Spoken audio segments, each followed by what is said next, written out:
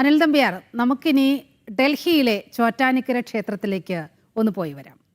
ഡൽഹി നജഫ്ഗഡ് ശ്രീ ചോറ്റാനിക്കര ഭഗവതി ക്ഷേത്രത്തിൽ വലിയ പൊങ്കാല മഹോത്സവം നാളെയാണ്. പൊങ്കാല മഹോത്സവത്തിന്റെ ഭാഗമായി ക്ഷേത്രം തന്ത്രി അക്കീരമൺ കാളിദാസൻ ഭട്ടതിരിപ്പാടിന്റെ നേതൃത്വത്തിൽ പ്രത്യേക പൂജകളും നടക്കും. ഡൽഹിയുടെ വിവിധ ഭാഗങ്ങളിൽ നിന്നായി ആയിരക്കണക്കിന് ഭക്തരാണ് ഇതിനോടകം പൊങ്കാലയ്ക്കായി രജിസ്റ്റർ ചെയ്തിരിക്കുന്നത്.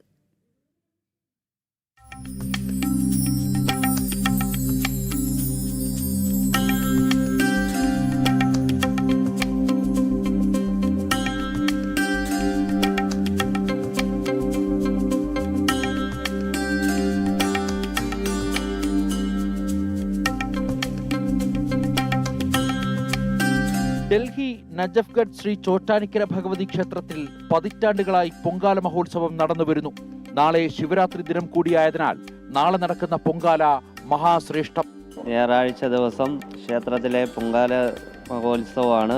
പൊങ്കാല അർപ്പിക്കുന്നതായിട്ട് ഗുണങ്ങൾ നമുക്ക് ഗ്രഹമുക്തിക്കും നമ്മുടെ രോഗനിവാരണത്തിനും ശുദ്ധി നിവാരണത്തിനും എല്ലാം നല്ലതാണ് പൊങ്കാല അർപ്പിക്കുന്നത്.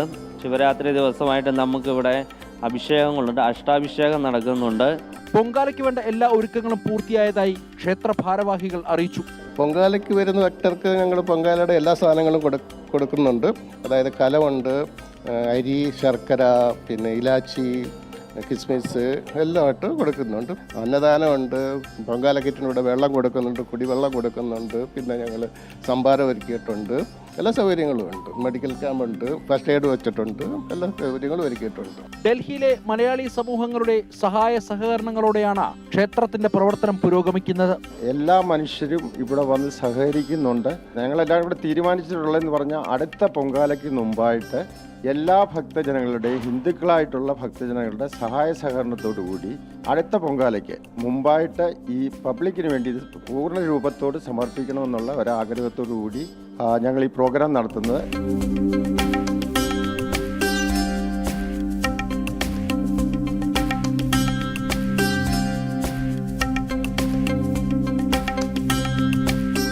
ഡൽഹിയുടെ വിവിധ ഭാഗങ്ങളിൽ നിന്നായി പൊങ്കാല മഹോത്സവത്തിൽ പങ്കെടുക്കാൻ ഭക്തരുടെ വലിയ പ്രവാഹമാകും.